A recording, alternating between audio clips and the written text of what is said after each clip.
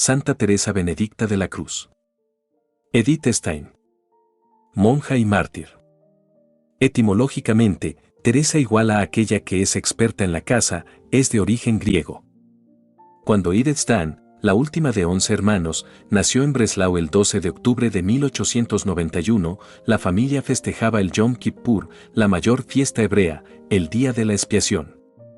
Esto hizo, más que ninguna otra cosa, que su madre tuviera una especial predilección por la hija más pequeña.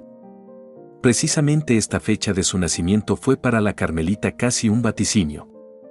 El padre, comerciante de maderas, murió cuando Edith no había cumplido aún 2 años. La madre, una mujer muy religiosa, solícita y voluntariosa, una persona verdaderamente admirable, al quedarse sola, debió hacer frente tanto al cuidado de la familia como a la gestión de la gran hacienda familiar. Pero no consiguió mantener en los hijos una fe viva. Edith perdió la fe en Dios. Con plena conciencia y por libre elección dejé de rezar. En 1913, la estudiante Edith Stein se fue a Gotinga para asistir a las clases universitarias de Edmund Husserl, de quien llegó a ser discípula y asistente, consiguiendo con él el doctorado. Sin que él lo pretendiera, la fenomenología condujo a no pocos discípulos y discípulas suyos a la fe cristiana. En Gatineau Edith Stein se encontró también con el filósofo Max Scheler y este encuentro atrajo su atención sobre el catolicismo. Pero todo esto no la hizo olvidar el estudio con el que debía ganarse el pan en el futuro y, en 1915, superó con la máxima calificación el examen de Estado. No obstante, no comenzó el periodo de formación profesional. Al estallar la Primera Guerra Mundial escribía, «Ahora ya no tengo una vida propia». Siguió un curso de enfermería y prestó servicio en un hospital militar austríaco. Fueron tiempos difíciles para ella. Atendía a los ingresados en la sección de enfermos de tifus y prestaba servicio en el quirófano, viendo morir a hombres en la flor de su juventud. Al cerrar el hospital militar en 1916, siguió a UCR Friburgo en Brisgovia, donde obtuvo el doctorado summa cum laude con una tesis sobre el problema de la empatía. Por aquel tiempo le ocurrió un hecho importante, observó cómo una aldeana entraba en la catedral de Frankfurt con la cesta de la compra, quedándose un rato para rezar. Esto fue para mí algo completamente nuevo. En las sinagogas y en las iglesias protestantes que he frecuentado los creyentes acuden a las funciones. Aquí, sin embargo, una persona entró en la iglesia desierta como si fuera a conversar en la intimidad. No he podido olvidar lo ocurrido. En las últimas páginas de su tesis de doctorado escribió, ha habido personas que, tras un cambio imprevisto de su personalidad, han creído encontrar la misericordia divina. ¿Cómo llegó a esta afirmación? Edith Stein tenía gran amistad con el asistente de Husserl en Gotinga, Adolf Reinach y su esposa. Adolf Reinach muere en Flandes en noviembre de 1917. Edith va a Gotinga. Los Reinach se habían convertido al Evangelio. Edith tenía cierta renuencia ante el encuentro con la joven viuda. Con gran sorpresa encontró una creyente. Este ha sido mi primer encuentro con la cruz y con la fuerza divina que transmite a sus portadores. Fue el momento en que se desmoronó mi irreligiosidad y brilló Cristo. Más tarde escribirá, lo que no estaba en mis planes estaba en los planes de Dios.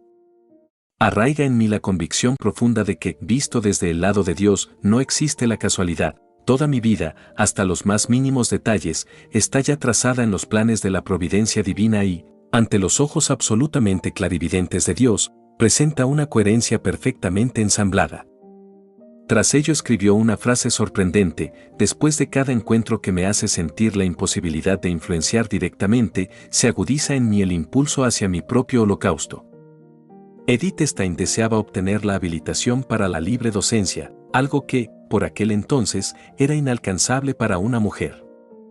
A este respecto, Husserl se pronunciaba así en un informe, si la carrera universitaria se hiciera accesible a las mujeres, la podría recomendar encarecidamente más que a cualquier otra persona para el examen de habilitación. Más tarde, sin embargo, se le negaría la habilitación a causa de su origen judío. Edith Stein vuelve a Breslau. Escribe artículos en defensa de la psicología y de las humanidades. Pero lee también el Nuevo Testamento, Kierkegaard y el opúsculo de los ejercicios espirituales de Ignacio de Loyola. se da cuenta de que un escrito como este no se le puede simplemente leer, sino que es necesario ponerlo en práctica.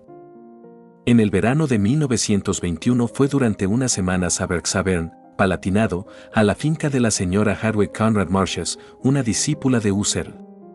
Esta señora, junto con su esposo, se había convertido al Evangelio. Una tarde Edith encontró en la biblioteca la autobiografía de Teresa de Ávila. La leyó durante toda la noche.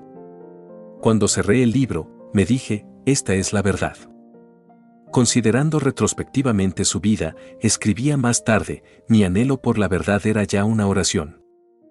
En enero de 1922 Edith Stein se bautizó. Era el día de la circuncisión de Jesús, la acogida de Jesús en la estirpe de Abraham. Estaba erguida ante la fuente bautismal, vestida con el blanco manto nupcial de Hartwig Conrad Marches, que hizo de madrina. Había dejado de practicar mi religión hebrea y me sentía nuevamente hebrea solamente tras mi retorno a Dios. Ahora tendrá siempre conciencia, y no solo intelectualmente, sino de manera tangible, de pertenecer a la estirpe de Cristo. En la fiesta de la Candelaria, una fiesta cuyo origen se remonta también al Antiguo Testamento, fue confirmada por el obispo de Espira en su capilla privada. Después de su conversión, lo primero que hizo fue volver a Breslau. Mamá, soy católica. Las dos lloraron. Edith Conrad Martius escribió, mira, 2 israelitas y en ninguna de ellas hay engaño, CFJN 1, 47. Inmediatamente después de su conversión, Edith Stein aspira a entrar en el Carmelo, pero sus consejeros espirituales, el vicario general de Espira y el padre Persibara, SJ, le impiden dar este paso. Acepta entonces un empleo de profesora de alemán e historia en el Instituto y Seminario para Maestros del Convento Dominico de la Magdalena de Espira hasta Pascua de 1931. Por insistencia del archabad Raphael Walser, del convento de Beuron, hace largos viajes para dar conferencias, sobre todo sobre temas femeninos.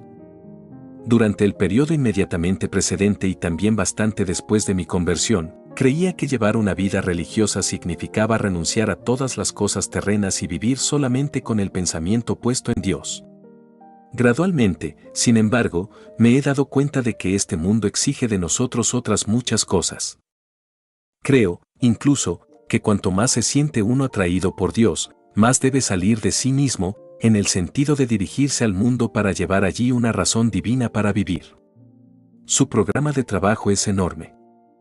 Traduce las cartas y los diarios del periodo precatólico de Newman y la obra Quaestiones Disputatae de Veritate de Tomás de Aquino, en una versión muy libre por amor al diálogo con la filosofía moderna. El padre Erich Persibara, SJ, la incitó a escribir también obras filosóficas propias.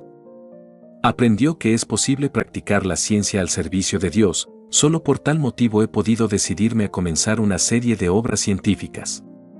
Encuentra siempre las fuerzas necesarias para su vida y su trabajo en el convento benedictino de Beuron, al que va para pasar allí las fiestas más importantes del año eclesiástico. En 1931 termina su actividad en Espira. Intenta de nuevo obtener la habilitación para la libre docencia en Breslau y Friburgo. Todo en vano. Compone entonces una obra sobre los principales conceptos de Tomás de Aquino, potencia y acción. Más tarde hará de este ensayo una obra mayor, desarrollándola bajo el título de Endliches und Ewige Sein, Ser finito y ser eterno, en el convento de las Carmelitas de Colonia. No fue posible imprimir esta obra durante su vida. En 1932 se le asigna una cátedra en una institución católica, el Instituto de Pedagogía Científica de Münster, donde tiene la posibilidad de desarrollar su propia antropología. Aquí encuentra la manera de unir ciencia y fe y de hacer comprensible esta cuestión a otros. Durante toda su vida solo quiso ser instrumento de Dios. Quien viene a mí, deseo conducirlo a Él. En 19.331 noches se cierne sobre Alemania. Había oído ya antes algo sobre las severas medidas contra los judíos. Pero ahora comencé de pronto a entender que Dios había puesto una vez más su pesada mano sobre su pueblo y que el destino de este pueblo era también el mío. El artículo de la ley de los nazis sobre la raza ariana hizo imposible que continuara su actividad docente. Si aquí no puedo continuar, en Alemania ya no hay posibilidades para mí. Me había convertido en una extranjera en el mundo. El arcievar Walser, de Beuron, ya no le impidió entrar en un convento de carmelitas. Durante el tiempo que estuvo en Espira había hecho ya el voto de pobreza, castidad y obediencia. En 1933 se presenta a la madre priora del monasterio de Carmelitas de Colonia. Solamente la pasión de Cristo nos puede ayudar, no la actividad humana. Mi deseo es participar en ella. No quiero decir nada contra él. Habrá sido un hombre bueno. Pero ¿por qué se ha hecho Dios? Su madre lloró. A la mañana siguiente Edith tomó el tren para Colonia. No podía tener una alegría arrebatadora. Era demasiado tremendo lo que dejaba atrás. Pero yo estaba tranquilísima, en el puerto de la voluntad de Dios. Cada semana escribirá después una carta a su madre. No recibirá respuesta. Su hermana Rosa le mandará noticias de casa. El 14 de octubre Edith Stein entra en el monasterio de las Carmelitas de Colonia. En 1934, el 14 de abril, tuvo lugar la ceremonia de toma de hábito. El archiabad de Beuron celebró la misa. Desde aquel momento Edith Stein llevará el nombre de Sor Teresa Benedicta de la Cruz. Escribe en 1938, bajo la cruz entendí el destino del pueblo de Dios que entonces 1933 comenzaba a anunciarse. Pensaba que entendiesen que se trataba de la cruz de Cristo, que debían aceptarla en nombre de todos los demás. Es verdad que hoy entiendo mejor estas cosas, lo que significa ser esposa del Señor bajo el signo de la cruz. Aunque ciertamente nunca será posible comprender todo esto, puesto que es un secreto. El 21 de abril de 1935 hizo los votos temporales. El 14 de septiembre de 1936, en el momento de renovar los votos, murió su madre en Breslau. Hasta el último momento mi madre ha permanecido fiel a su religión. Pero, puesto que su fe y su firme confianza en su Dios fue lo último que permaneció vivo en su agonía, confío en que haya encontrado un juez muy clemente y que ahora sea mi más fiel abogada, para que también yo pueda llegar a la meta.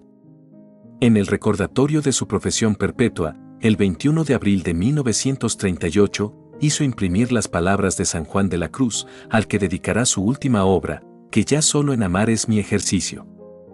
La entrada de Edith Stein en el convento de las Carmelitas no fue una huida.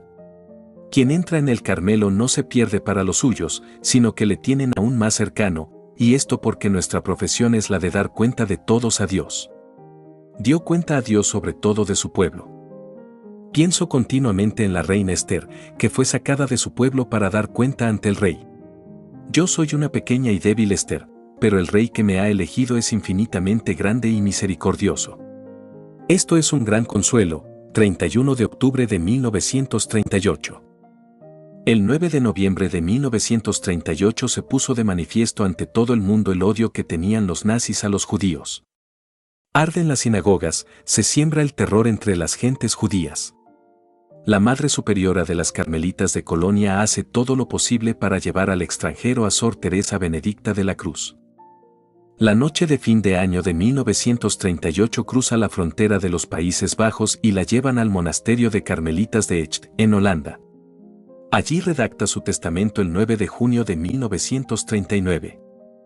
Ya desde ahora acepto con gozo, en completa sumisión y según su santísima voluntad, la muerte que Dios me haya destinado.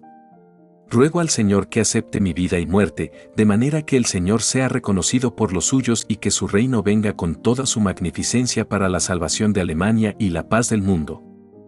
Ya en el monasterio de Carmelitas de Colonia, a Edith Stein se le había dado permiso para dedicarse a las obras científicas.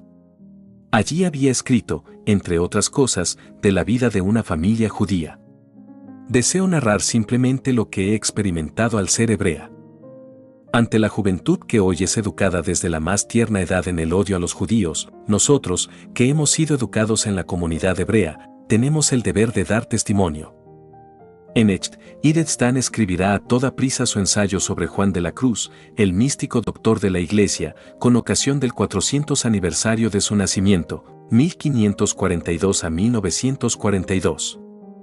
En 1941 escribía a una religiosa con quien tenía amistad, una scientia crucis, la ciencia de la cruz, solamente puede ser entendida si se lleva todo el peso de la cruz. De ello estaba convencida ya desde el primer instante y de todo corazón he pronunciado: Ave, Crux, espes única, te saludo, Cruz, única esperanza nuestra. Su estudio sobre San Juan de la Cruz lleva como subtítulo La ciencia de la cruz. El 2 de agosto de 1942 llega la Gestapo.